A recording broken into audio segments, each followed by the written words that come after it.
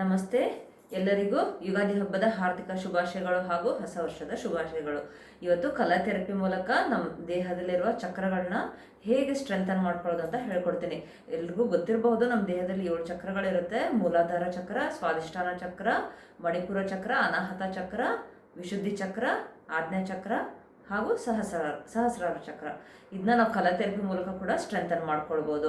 ನಮ್ಮ ದೇಹದಲ್ಲಿ ಚಕ್ರಗಳು ಇಂಬ್ಯಾಲೆನ್ಸ್ ಆದಾಗ ನಮ್ಮ ಆರ್ಗನ್ ಫಂಕ್ಷನ್ಗಳಲ್ಲೂ ಕೂಡ ಇಂಬ್ಯಾಲೆನ್ಸ್ ಆಗುತ್ತೆ. ಆರ್ಗನ್ ಫಂಕ್ಷನ್ಗಳಲ್ಲಿ ಇಂಬ್ಯಾಲೆನ್ಸ್ ಆದಾಗ ಆರ್ಗನ್ ರಿಲೇಟೆಡ್ ಹೆಲ್ತ್ ಇಶ್ಯೂಸ್ ಕೂಡ ಬರುತ್ತೆ. ಮೊದಲನೇದಾಗಿ ನೋಡಿ, ಇವು 6 ಕಲರ್ಗಳು ಬೇಕಾಗುತ್ತೆ ನೋಡಿ. Black, orange, brown, red, yellow ಹಾಗೂ ಗ್ರೀನ್ ಮತ್ತು ವೈಟ್ ಬೇಕಾಗುತ್ತೆ. ಮೊದಲನೇದಾಗಿ ನಮ್ಮ ಮೂಲಾಧಾರ ಚಕ್ರ ನೋಡಿ. ಮೂಲಾಧಾರ ಚಕ್ರ ನಾವು ಫಸ್ಟ್ ಇಲ್ಲಿ ಎಡಗೈ ಮಧ್ಯದ ಬೆರಳು ಮತ್ತು ಉಂಗುರದ ಬೆರಳು ಮಧ್ಯಭಾಗದಲ್ಲಿ ಈ ರೀತಿ ಒಂದು ಲೈನ್ ಹಾಕೋಬೇಕು, ಸ್ಟ್ರೇಟ್ ಲೈನ್ ಹಾಕೋಬೇಕು. ಹೀಗೆ ನೋಡಿ, ಹೀಗೆ. ಇದು ಮೂಲಾಧಾರ ಚಕ್ರ. ಮೂಲಾಧಾರ ಚಕ್ರನ ಇಲ್ಲಿ ಬ್ಲ್ಯಾಕ್ ಕಲರ್ ಮೂಲಕ ನಾವು ಆಕ್ಟಿವೇಟ್ ಮಾಡ್ಕೊಳ್ಬೋದು. ಮೂಲಾಧಾರ ಚಕ್ರನ ಇಲ್ಲಿ ನೋಡಿ, ಮಧ್ಯದ ಬೆರಳು, ಉಂಗುರದ ಬೆರಳು ಮಧ್ಯದಲ್ಲಿ ಈ ರೀತಿ ಬ್ಲ್ಯಾಕ್ ಕಲರ್ ಡಾಟ್ ಇಡಬೇಕು, ಅದು ಮೂಲಾಧಾರ ಚಕ್ರ. ನಮ್ಮ ಮೂಲಾಧಾರ ಚಕ್ರ ಇಂಬ್ಯಾಲೆನ್ಸ್ ಆದಾಗ ನಮ್ಮ ಕಿಡ್ನಿ ಮತ್ತು ಯೂರಿನರಿ ಬ್ಲಾಡರ್ನಲ್ಲಿ ಫಂಕ್ಷನಿಂಗ್ ಇಂಬ್ಯಾಲೆನ್ಸ್ ಆಗ್ತಾ ಇರುತ್ತೆ. ಅಂದರೆ ಹೆಚ್ಚಾಗ್ಬೋದು, ಕಡಿಮೆನೂ ಆಗ್ಬೋದು. ನಾನು ಇಲ್ಲಿ ಸ್ಟ್ರೆಂತ್ ಮಾಡ್ಕೊಳ್ಳೋದು ಮಾತ್ರ ಹೇಳ್ಕೊಡ್ತಾ ಇದ್ದೀನಿ. ಆಮೇಲೆ ನೆಕ್ಸ್ಟ್ ಇಲ್ಲಿ ಸ್ವಾಧಿಷ್ಠಾನ ಚಕ್ರ ಬರುತ್ತೆ. ಸ್ವಾಧಿಷ್ಠಾನ ಚಕ್ರಕ್ಕೆ ನಾವು ಬ್ರೌನ್ ಕಲರ್ನ ಉಪಯೋಗಿಸ್ಬಿಟ್ಟು ಸ್ಟ್ರೆಂಥನ್ ಮಾಡ್ಕೊಳ್ಬೋದು.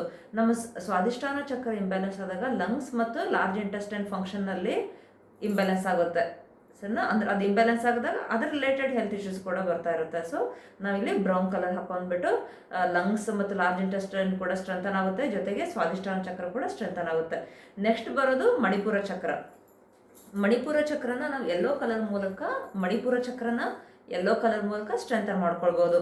ಅದು ಇಲ್ಲಿ ಬರುತ್ತೆ, ಮಧ್ಯದಲ್ಲಿ ಬರುತ್ತೆ. ಹೀಗೆ ಇಲ್ಲಿ ಒಂದು ಯೆಲ್ಲೋ ಕಲರ್ ಡಾಟ್ ಇಡಬೇಕು. ಹೀಗೆ ಯೆಲ್ಲೋ ಕಲರ್ ಡಾಟ್ ಇಟ್ಟಾಗ ನಮ್ಮ ಮಣಿಪುರ ಚಕ್ರ ಸ್ಟ್ರೆಂಥನ್ ಆಗುತ್ತೆ. ಮಣಿಪುರ ಚಕ್ರದಲ್ಲಿ ಏನಾದ್ರು ಇಂಬ್ಯಾಲೆನ್ಸ್ ಆದಾಗ ನಮ್ಮ ಸ್ಟಮಕ್ ಮತ್ತು ಸ್ಪ್ಲೀನ್ ಆರ್ಗನ್ ಫಂಕ್ಷನಿಂಗ್ ಲೋನೂ ಆಗ್ಬೋದು, ಹೈನೂ ಆಗ್ಬೋದು. ಅಲ್ಲಿ ಸ್ಟಮಕ್ ಮತ್ತು ಸ್ಪ್ಲೀನ್ ಸ್ಟ್ರೆಂಥನೂ ಆಗುತ್ತೆ ಯೆಲ್ಲೋ ಕಲರ್ ಹಾಕೊಂಡಾಗ, ಮಣಿಪುರ ಚಕ್ರ ಕೂಡ ಸ್ಟ್ರೆಂಥನ್ ಆಗುತ್ತೆ. ಇವನ್ ನಮ್ಮ ಗಟ್ ಹೆಲ್ತ್, ಸ್ಟಮಕ್ ಕೂಡ ಸ್ಟಮಕ್ ವೀಕ್ ಇದ್ದರೂ ಕೂಡ ಅವರಿಗೆ ಮಣಿಪುರ ಚಕ್ರ ವೀಕ್ ಆಗಿರುತ್ತೆ. ನೀವು ಯೆಲ್ಲೋ ಕಲರ್ ಹಾಕೊಂಡಾಗ ಮಣಿಪುರ ಚಕ್ರನ ಆಕ್ಟಿವೇಟ್ ಆಗುತ್ತೆ, ಜೊತೆಗೆ ಸ್ಟಮಕ್ ಮತ್ತು ಸ್ಪ್ಲೀನ್ ಆರ್ಗನ್ ಕೂಡ ಸ್ಟ್ರೆಂತ್ ಆಗುತ್ತೆ. ನೆಕ್ಸ್ಟ್ ಬರೋದು ಅನಾಹತ ಚಕ್ರ. ಅದು ನಮ್ಮ ಮಧ್ಯಭಾಗದಲ್ಲಿ ಇರುತ್ತೆ. ಅಲ್ಲಿ ಗ್ರೀನ್ ಕಲರ್ ಹಾಕಬೇಕು ನೋಡಿ, ಡಾರ್ಕ್ ಗ್ರೀನ್ ಕಲರ್ನ ಇಲ್ಲಿ ಹಾಕಬೇಕು. ಈ ರೀತಿ ಡಾಟ್ ಇಡಬೇಕು. ಅಲ್ಲಿ ನೋಡಿ, ಹೀಗೆ ಡಾರ್ಕ್ ಗ್ರೀನ್ ಕಲರ್. ಇದು ಲಿವರ್ ಮತ್ತು ಗಾಲ್ ಬ್ಲಾಡರ್ಗೆ ರಿಲೇಟೆಡ್ ಇರುತ್ತೆ.